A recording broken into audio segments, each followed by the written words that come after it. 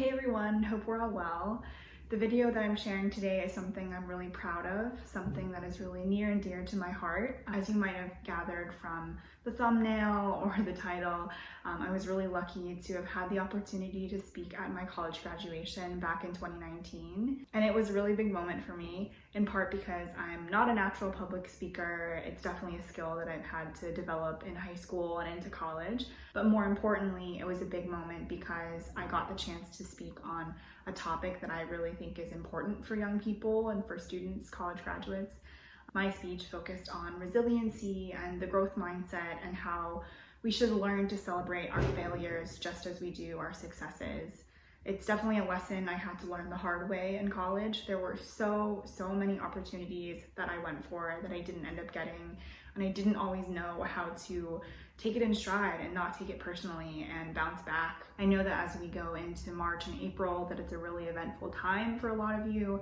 Med school decisions are coming back every day now, and college seniors and juniors might be looking for jobs and internships.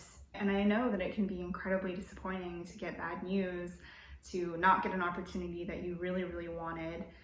But I hope that this speech can serve as a little reminder that life moves on, the universe works itself out, and that your failures are all valuable parts of this journey, even if it might suck right now. But with that little intro done, here is my college graduation speech. I'm so excited to be sharing it with all of you. Enjoy! Thank you, Dean Smith, for that incredibly kind introduction.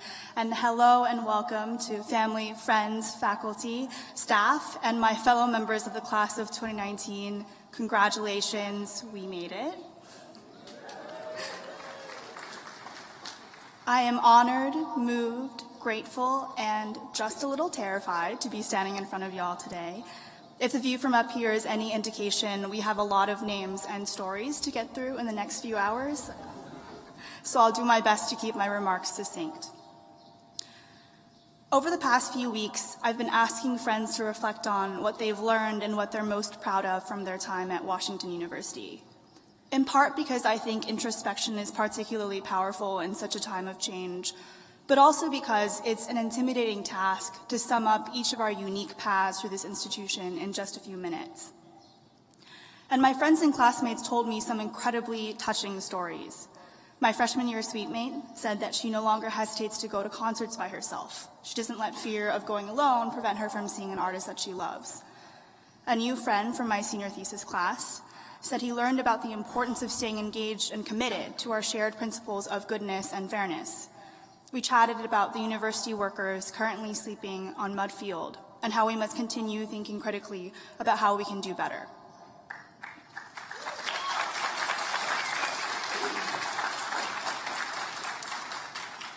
My best friend, who I met in college writing our first semester here, spoke about gaining the courage to ask a question in a 200-person lecture class. She learned that it wasn't a weakness to ask for help or clarification, but rather a strength. Today is the day to celebrate all of those victories, because that's what they are, small as they may seem. Sure, they're not as obvious as grades and awards and all those external markers of value, but in truth, whether it's a successful night out with friends, or a smoothly run club meeting, we have succeeded in a million different ways during our time here. And from the cords we're wearing around our necks, to the things we'll tell our kids in 20 years to prove that we were definitely super cool in college, we carry evidence of our successes with us with pride. But I hope, after 4 years at this institution, we walk away with confidence not just in our victories, but in our failures as well. The not-so-shiny stuff. The things we'd never put on plaques or hang up on walls or wear around our necks. The tests we bombed, the job applications and Tinder matches that ghosted us, the wilds we didn't make it to. Because while today may be a beautiful, shining milestone, a cap to 4 years of life and growth and hard work, a celebration of all that has gone right, I hope we can also take the time to celebrate all that went wrong that brought us to this point. Today is not a static moment in time.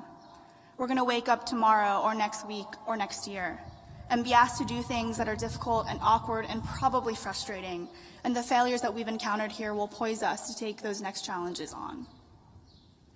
One of the hardest but most valuable things that WashU has taught me is to maintain persistence and positivity in the face of adversity, to keep dreaming big and failing often, to keep doing the things that scare me and picking myself up even when it feels impossible. And I'll be honest, I'm not quite done learning this lesson. I'm still working on building resilience, on cultivating a healthy relationship with failure. While I am lucky to have secured post-grad employment, I applied to 34 jobs unsuccessfully before receiving my first acceptance, and that process was hard for both myself and my long-suffering parents. And it's something I find hard to even admit here today in front of you all. I like to reference the work of a psychologist named Carol Dweck, who coined the term the growth mindset. Keep in mind, I dropped Psych 100 the first week of freshman year, so I won't pretend that I'm an expert on the topic. But according to my rigorous Wikipedia research, Dweck speaks about two different viewpoints you can have of yourself. You can see yourself and your capabilities as static, defined by what you know you can do and what you were born with, or you can see them as dynamic, always capable of change and thus improvement. To have a growth mindset is to celebrate the process and the effort you put into a journey, the way an experience shapes you, regardless of whether the outcome is good or bad. It means taking responsibility for your failures without letting them define you. It means, apparently, talking about your 34 job rejections in front of literally thousands of people with nothing but pride. We've spent the past 4 years in an environment very focused on success of the most conventional kind. And I hope to challenge you not just to expand your definition of success beyond the big, flashy things, but to expand what you believe should be celebrated. I'm not saying to list your mistakes on your grad caps or in your Instagram bios, but our mistakes, our failures, our messiness, they all deserve to be honored just as our highlights do. Our past shortcomings reflect real, tangible growth. They reflect movement on our path towards the present and future. My job search process made me an adept cover letter writer, an unflappable interviewee, and far more aware of what I wanted and valued in a workplace. It primed me to take these next scary steps a much more mature and effective individual. And similarly, your failures, whatever they may be, have brought you to here and now, have shaped and formed you into the version of yourself sitting there in your cap and gown. And I hope, as we celebrate us today, you are nothing but proud of the person you've become at Washington University. Congratulations and happy graduation, class of 2019.